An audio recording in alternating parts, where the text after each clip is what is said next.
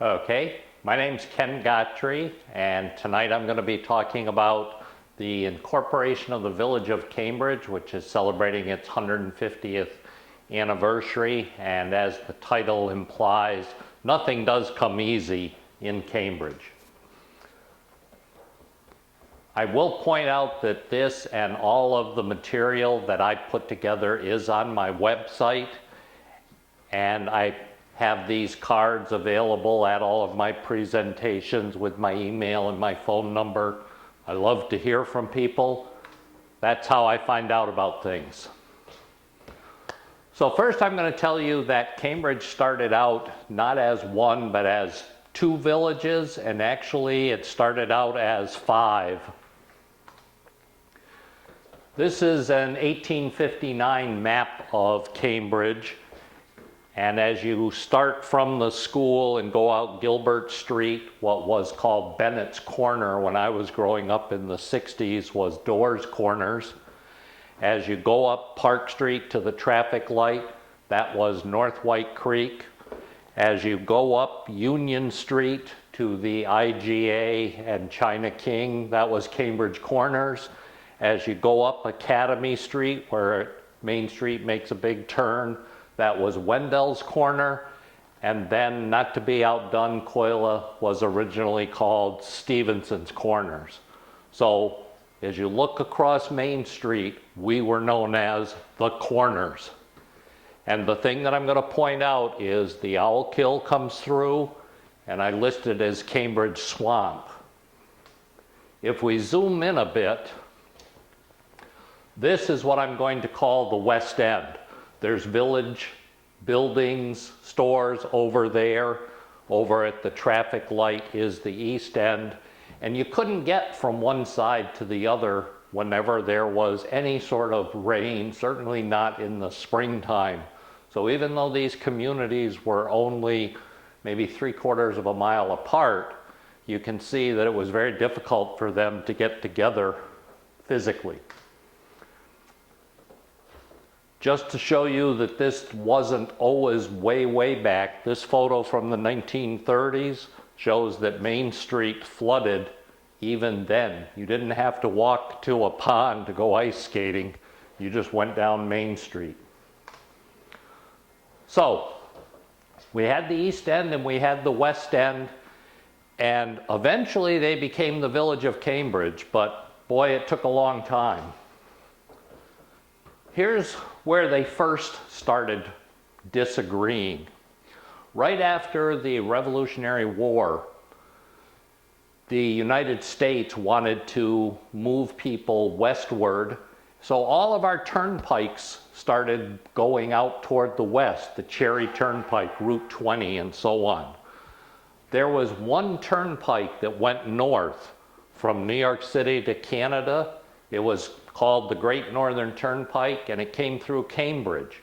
So we were on the superhighway. If you were going to go to Canada, you went through Cambridge. And if you go to Google Maps today and look, that road is still called Turnpike Road. And it went right up the Turnpike, South Union Street, right where it stops by the grocery store, and a lot of livery stables, a lot of hotels, a lot of eateries were there, and the West End became very prosperous around 1800. Well, you had to pay a toll every mile on the turnpike, and there became something called the Shunpike, where you could shun the toll. And we have the White Creek Shunpike Road, still called that today. As you're coming up the turnpike, it brings you over to Route 22, up Park Street, past the East End, and eventually connecting back up there. So A, these people didn't get their toll money, and B, those people didn't get the stagecoach traffic. So there became a lot of animosity between the two ends. One of the other major separators of the East End and the West End was our churches. And I'm going to focus on the Presbyterians because, boy, if there's a religion or a denomination that knows how to split, they can do it. Way down at the end of South Union Street, just as it leaves the village, you'll see the old cemetery. That's because that's where the first church was. And the Presbyterians from there split.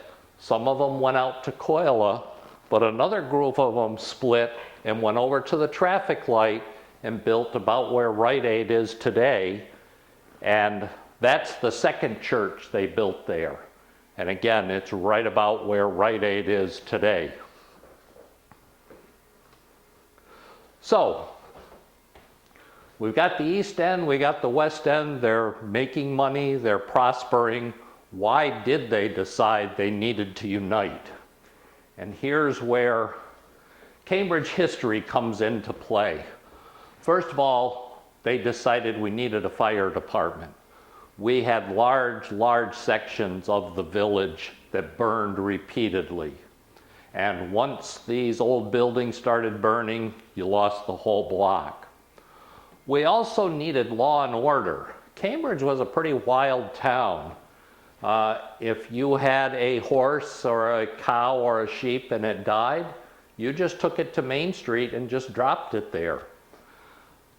Sheep, cattle, pigs, they just roamed up and down Main Street. As you look at old photos and you see nicely lined streets with beautiful fences, the fences were to keep the wildlife off their yards.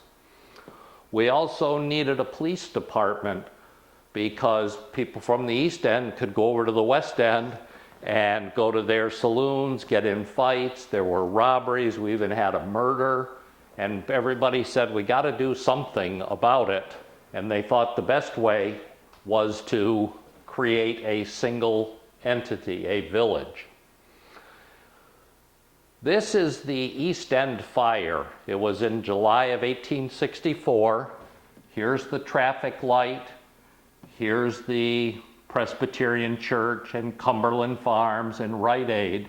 And there's a saloon there. This whole block pretty much caught on fire, and once it started, right around in here at one of the livery stables, pretty much started taking out that whole block.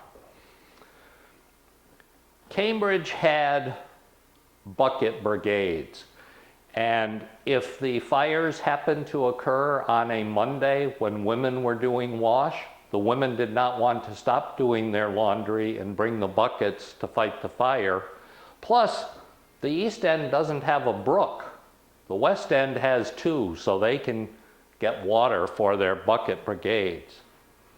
But what really got to the people from Cambridge area was Salem had just gotten a new pumper. They had created their fire department, and a new telegraph line had just been installed from Eagle Bridge through Cambridge to Salem. Telegraph operator got on and said, we need help. And the nice folks from Salem put their pumper on a flatbed, brought it down the railroad, raced down Main Street. It was too late to save most of that block, but without the help of Salem, we would have lost a lot more.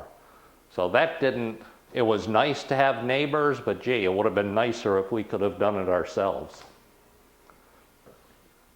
About 2 years later, we had a similar fire over on the West End.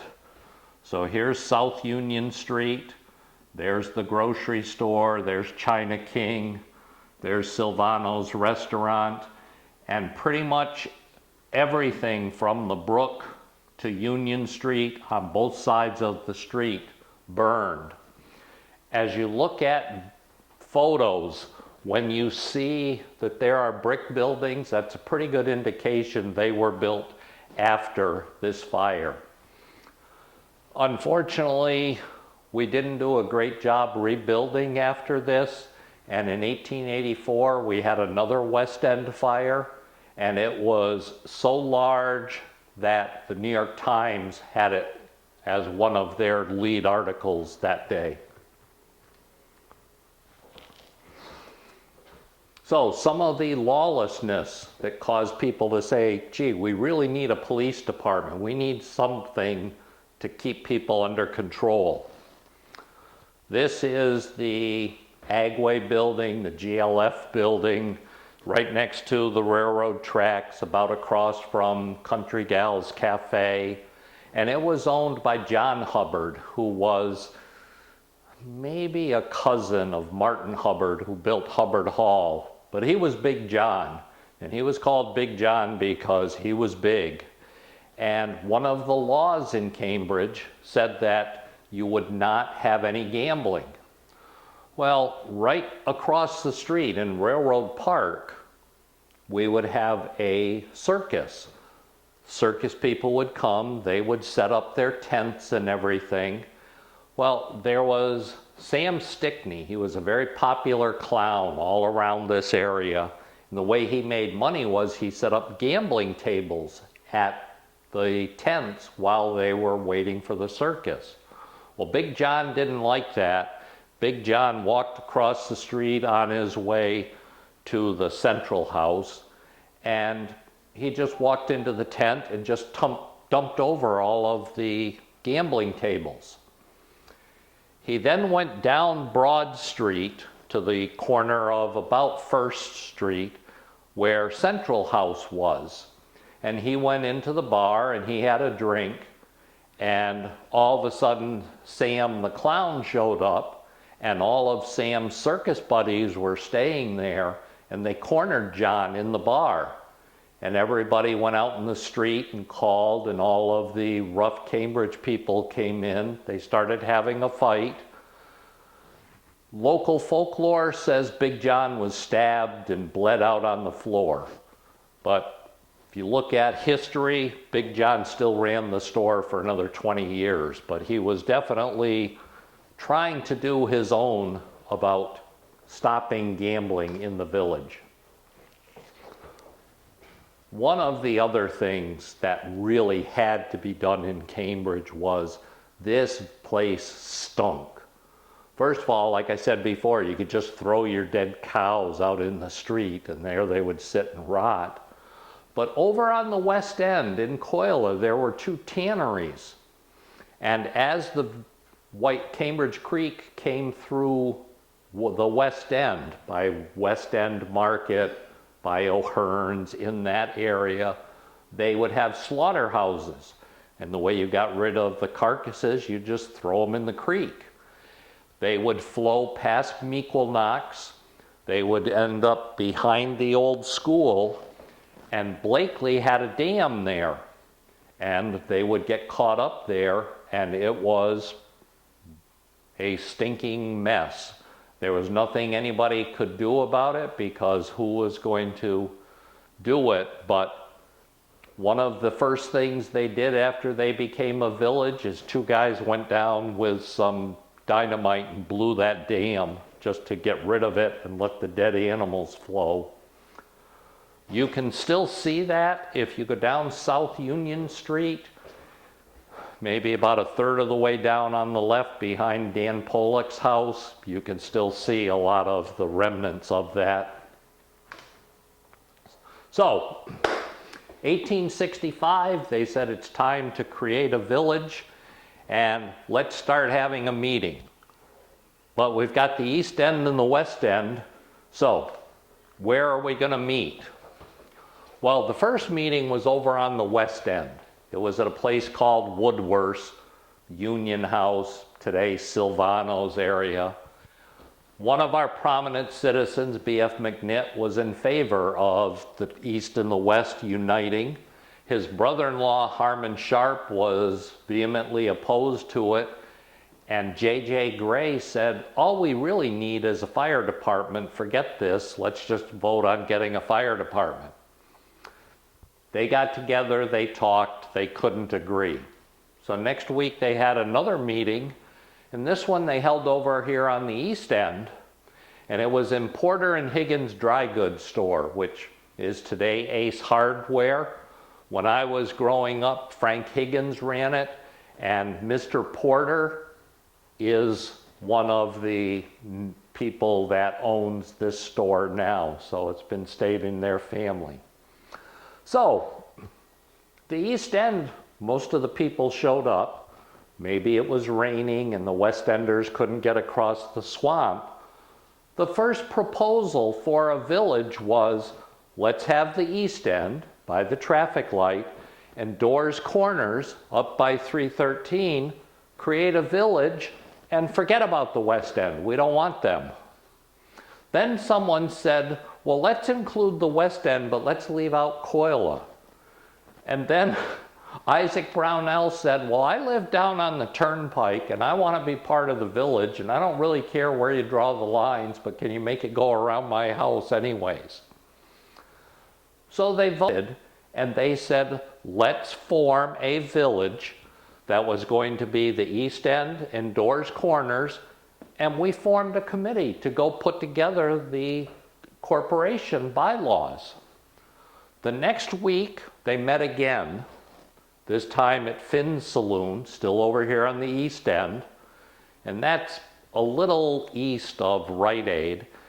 They thought they were all just there to discuss the details of how they were going to incorporate. But Harmon Sharp said, wait a minute, you guys are just trying to push this through. We need to vote if that's really what we're going to do. And oh no, we voted on that last time. And it's worse than things you see on TV today. They were just arguing, and finally they just said, the heck with it. We're just not going to do anything. One more week passes, and they said, let's get together again. This time, let's get together somewhat in the middle. So again, Central House was on Broad Street, about the corner of First Street. Dr. Henry Gray started by saying, well, let's just include the whole Cambridge Valley. So everything, let's include Ash Grove, let's include Jackson, let's just make it one big community. Well, people voted that down, 138 to 68. Everyone cheered, and then they went to the bar. Well, not everyone. R.K. Crocker said, you know what? I still want a village. I want the East End, and I want Doors Corners, and I'm willing to go west enough just to the brook, which was called Blair's Brook, which today is the Owlkill. And they decided to hold a vote. Well, the people in the bar heard about it. They came rushing back. Too late. 87 to 2. They voted to create a village, and they were not going to include the West End. A month later, they had that disastrous West End fire, and it was just terrible. The East End, the West End, everybody was there fighting. It was in the middle of the night. Great stories about what happened, but finally they said, you know what, we just need to unite. So in April of 1866, the New York State Legislature approved our incorporation, and we became the village of Cambridge. Sort of.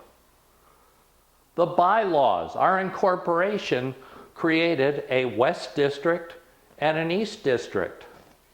We had 6 trustees, 3 from the West End, 3 from the East End, except we didn't call them West End and East End, we called them districts. We had 2 road crews, 1 for the East End, 1 for the West End. We had 2 policemen. If the policeman was chasing you on one end of town, you just went to the other end of town and he couldn't touch you. So we were a village, but we really weren't.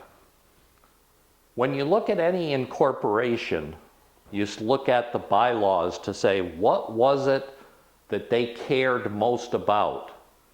The first 3 bylaws were, you can't drink, you can't gamble, you can't murder people. They wanted to get rid of the lawlessness. What came 4? You can't dump dead animals in the street. So those were the things the village was trying to do.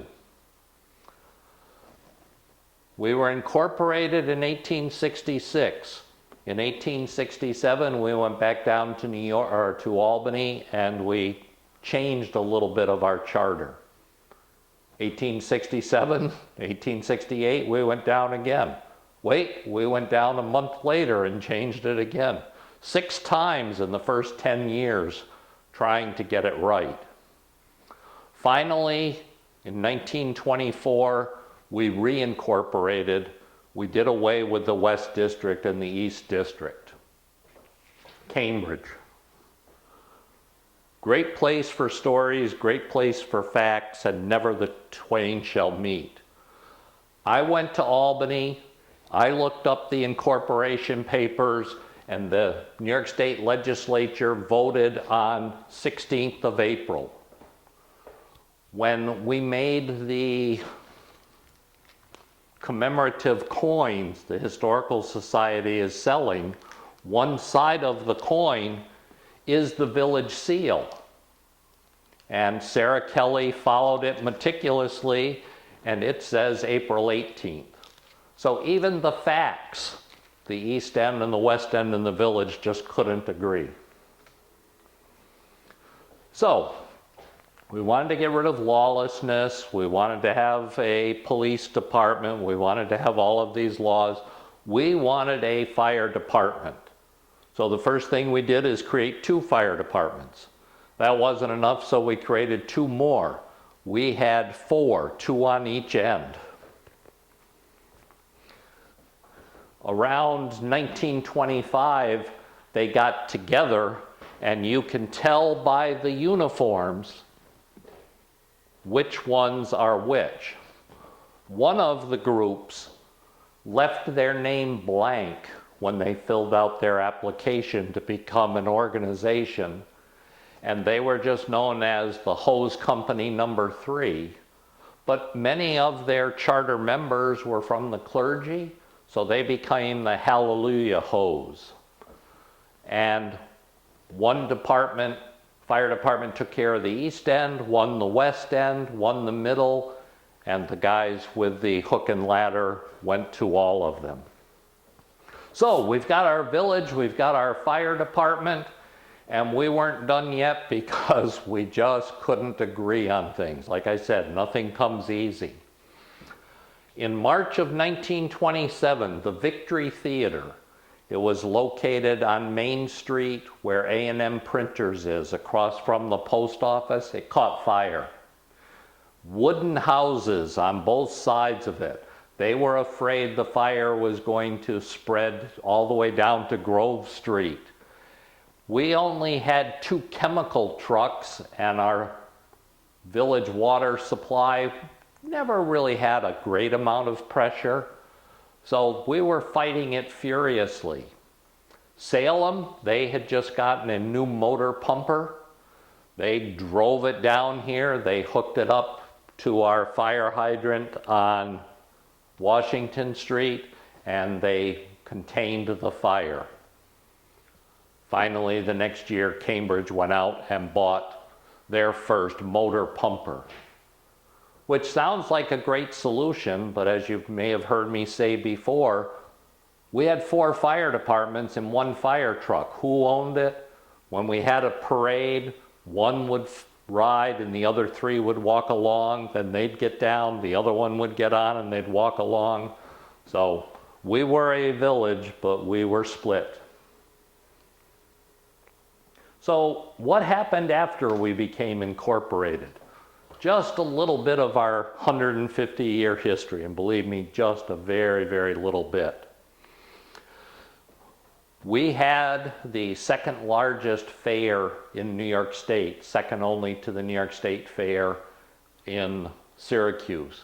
We would get 30,000 people a day. They put a separate spur of the railroad line. As you go across North Park Street, they would have a little spur so that people from Troy could come up. It lasted from 1891 to 1943, and after the war it moved over to Greenwich, and then it became the Washington County Fair.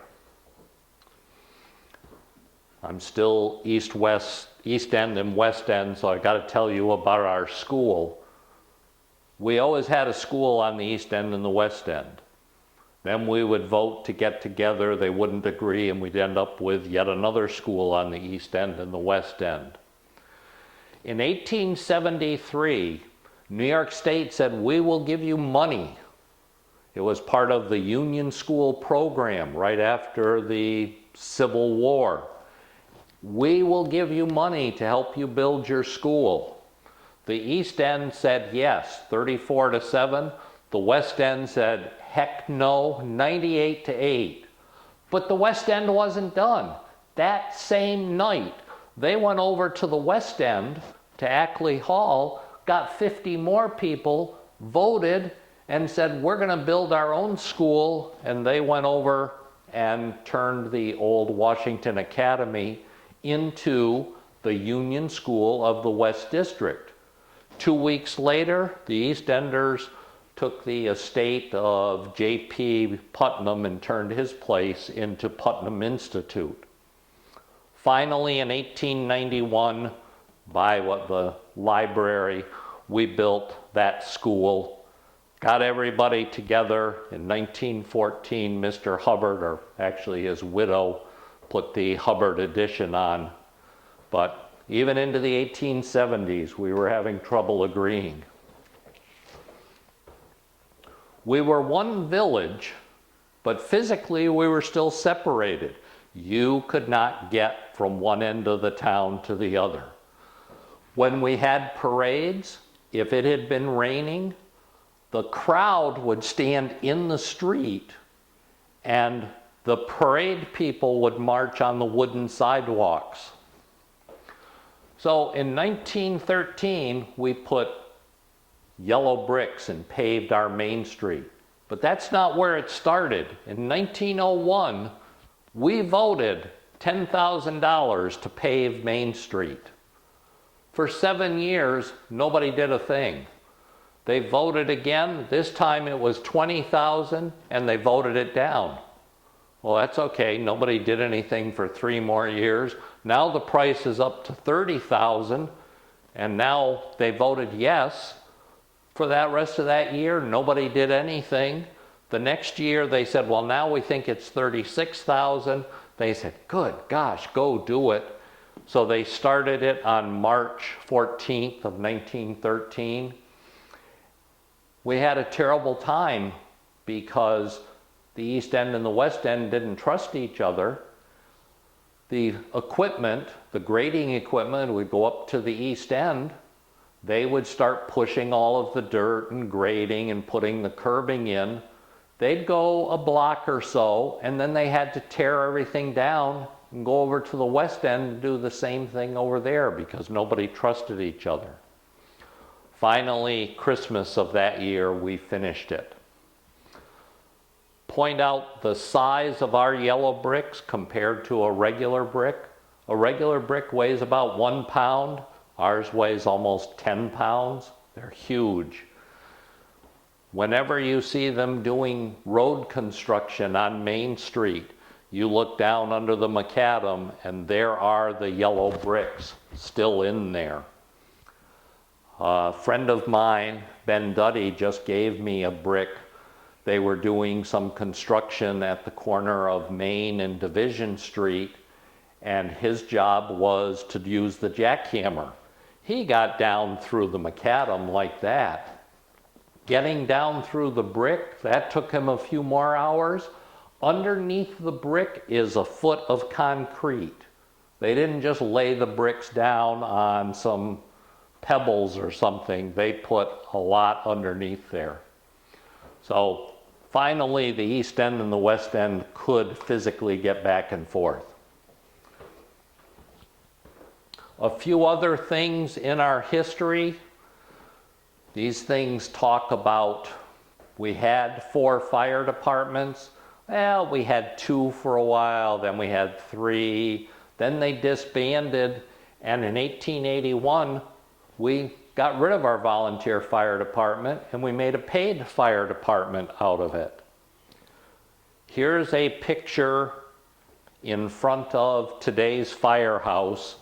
This is John Crocker's house that was torn down to make room for the Rice Mansion. And This is the Hallelujah Hose Company number 3, and they have their hose cart. In 2007, the Cambridge Fire Department acquired it, fixed it up, and paraded it through the village. So some things never change. Another year in our history is 1885. Right after the Civil War, 1870 to 1875 or so, we had a huge depression in America. And things closed around Cambridge. We lost a lot of buildings, a lot of schools and everything. Something good happened between 1875 and 1885, because in 1885 we built the Cambridge Hotel. A month later we built the Union House Hotel, and we also built the Cambridge Waterworks. My family, the Hitchcocks and the Gottries, were involved with that for almost 100 years, from around 1900 to 1998. And I want to just tell you a little bit about what they did in 1885. First, you go 3 miles outside the village on 313 to Fish Hatchery Road by Eldridge Swamp. That's where the lower reservoir is. Simpson Springs is in there. And they put steam engines in there to pump it. Then they laid 8-inch pipe that came down 313 to Bowen Hill Road, and they built a pressure switch here, and water would be diverted to an upper reservoir. It was just a dammed brook that would hold the water. And then as the village needed it, the pressure switch would detect it, and it would say, upper reservoir, give me some gravity fed. And if it was during a dry time of the season, the pressure switch would determine that and say, no lower reservoir, please turn on your pumps and send me some more. 1885 they did this. My uncle graduated from Union College, worked at GE as an engineer, and upon his retirement around 1980, we were trying to find a way to stop this so that we could empty this out and we could get a bulldozer in there and clean it out. It took him and some of his buddies several months to figure out what the settings were throughout this whole system that was now almost 100 years old. The pipe comes by the mushroom farm, cuts across and comes into Spring Street about by Division Street, and then feeds the village. 1885 we did that. Cambridge has a sewer, sort of. In 1887, a group of people got together and said, we want a sewer. So along the sides of the street, they put clay tiles, and it started with Mr. McKee, who lived in the house that's now the Historical Society.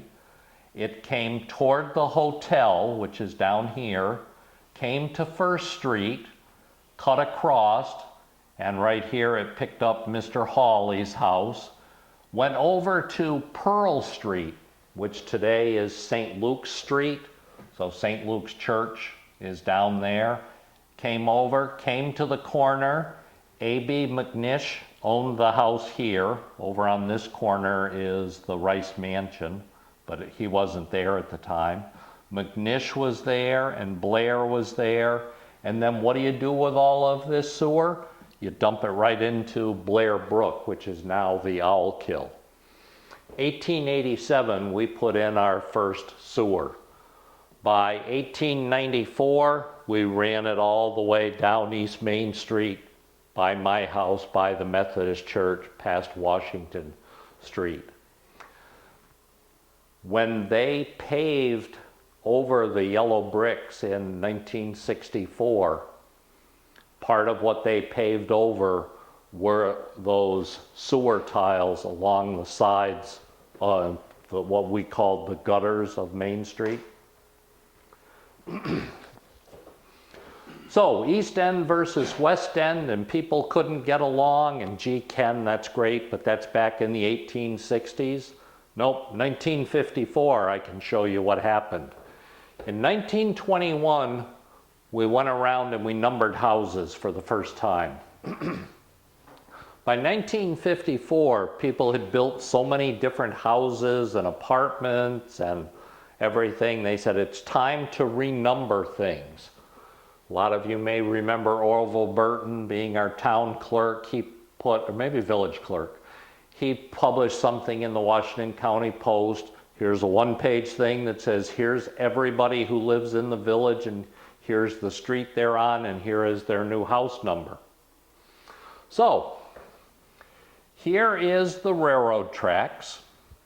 Here is Main Street. Way over here is the traffic light. You come past my house by the Embry Church. You come past Washington Street with Roundhouse Cafe and Hubbard Hall. You get to the railroad tracks. And over here is now the West End. And they said, you know what? We're going to have our even numbered houses on the north side of the street and our odd numbers over here on the south side. Well, that's just what we had over here on the East End, and we didn't want to be like that. We took every house on the East District and flipped their numbers. Washington Street, Methodist Church, my house had been 26 East Main. All of a sudden in one day it became 39 East Main. So when you start doing deed searches around here, it becomes very, very complicated. This map came from Google Maps, and as I was putting it together, I went, oh my gosh, there's a mistake. Okay, here's the railroad tracks. Here's Washington Street, here's Hubbard Hall, and right there, on that side of the railroad tracks, Google Maps calls that West Main Street. I'm like, no, it's not. But then I got wondering, well, first of all, why did East and West Main Street split at the railroad tracks? The real division is way over here at Union Street, which was the Turnpike, because when we divided up our towns, that's where the town of White Creek and the town of Cambridge split. You go to that corner to the Surefine grocery store, there's a sign right out in front. You can stand with 1 foot in the town of Cambridge and 1 foot in the town of White Creek. So then I got thinking, well, why did we start numbering West Main here? It became evident to me they were trying to decide who owns this blue strip here. And evidently, the West End people didn't want to lose that. So even though they considered this the West End, they said, let's start calling West Main Street over here. But then I got thinking even more. Google Maps does everything by latitude and longitude, and it goes down to thousandths of a degree. I mean, it's pretty accurate. And if they call this West Main Street, I'm not so sure if they're wrong or not.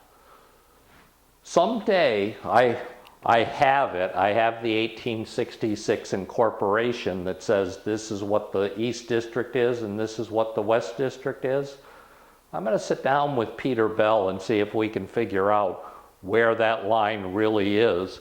And perhaps Hubbard Hall may actually be on West Main Street. Just randomly jumping through our history, in 1922, we put a cannon on the lawn of our library. The plaque on it is the captain. He was the Commandant Bureau of Ordnance from the U.S. Navy. R. Drace Wright I'm pretty sure he's from or was buried in Scatticook, but he married a Tingu. And Tingus, they were mayor. The father built a house which is between Rite Aid and the cemetery. Old timers still call it Sally Hampton House. People my generation still call it Darrell Decker's house. It's where our Mayor Carmen lives today. Also, finally, in 1932, we said enough is enough is enough. Let's get rid of our 4 fire departments. And this is when the Cambridge Volunteer Fire Department officially came into being. Now, yes, they're celebrating their 150th, but things come and go. Well, so did the village with the East District and everything like that. I'm going to say that's the end just because I've run out of time and I could go on and on and on. What I would like to do is point out I have taken all of these stories, all of these pictures, and put them into a 75-page book.